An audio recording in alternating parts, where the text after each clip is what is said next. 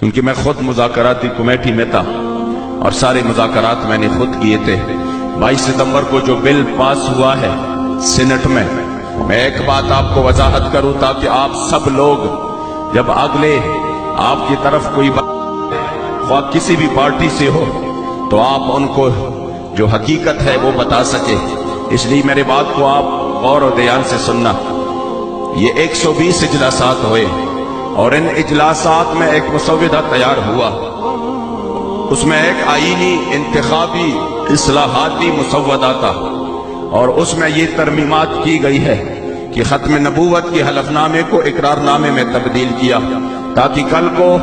اس ملک کا صدر اور وزیر اعظم قادیانی بھی بن سکے، اور اس کے ساتھ ساتھ 7B اور 7C کی شقوں کو اڑایا گیا، مکمل طور پر ختم کر دیا گیا، جس میں ووٹر لسٹوں میں توجہ چاہوں گا، ووٹر لسٹوں میں جب کوئی مسلم یا غیر مسلم لکھتے ہیں، قادیانی کو جب غیر مسلم لکھتے ہیں تو اسی ووٹر لسٹوں کے میں جو غیر مسلم لکھتے ہیں اسی شق کو بھی اڑایا گیا۔ اور یہ کس نے کیا؟ یعنی پوری طرح جرم تو سب کا تھا، تو اب کوئی بڑا مجرم کوئی چھوٹا مجرم، لیکن جرم سب کا تھا۔ یہ جو کمیٹی بنی اس میں 34 ارکان تھے اور یہ 34 رکنی کمیٹی میں پاکستان کے ہر پارٹی کا بند اور نمائندہ شامل تھا، خواہ وہ سیاسی مذہبی ہو یا غیر مذہبی، سب پارٹیوں کے لوگ، حتیٰ کہ جمعیت سے بھی اس میں عبدالغفور حیدری شامل تھے، حتیٰ کہ جماعت اسلامی سے اس میں طارق اللہ شامل تھے، یعنی سب پارٹیوں کے اس میں لوگ تھے، اور ان سب نے مل کر یہ ترمیمات کی مسودہ تیار کیا، اور پھر اس کے بعد یہ سینٹ میں پیش ہوا۔ تو آپ کیا سمجھتے ہیں کہ کسی کو پتہ نہیں چلا کہ کچھ ہوا ہے؟ نہیں، خود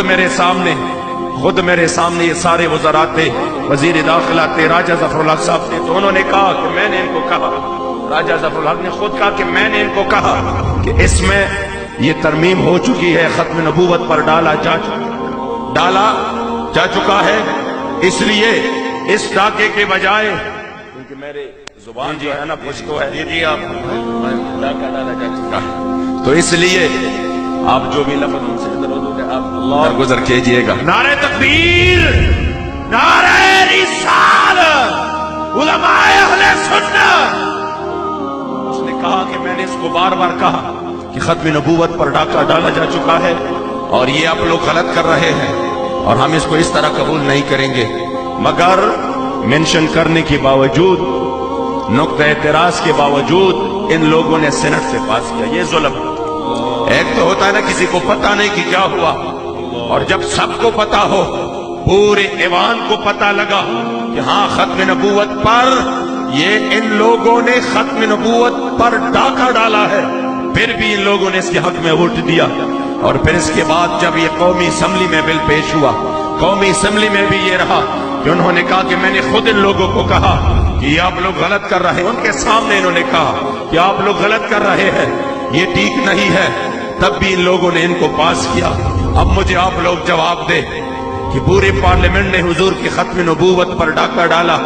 اور کل کو ہم پھر اس کی پرچم بلند کریں گے، اس کے لیے ووٹ مانگیں گے، اس کے لیے کمپین کریں گے، اس کے لیے ہم نعرے لگائیں گے، تو پھر مجھے بتائے ہم نے سرکار کو کیا منہ دکھانا؟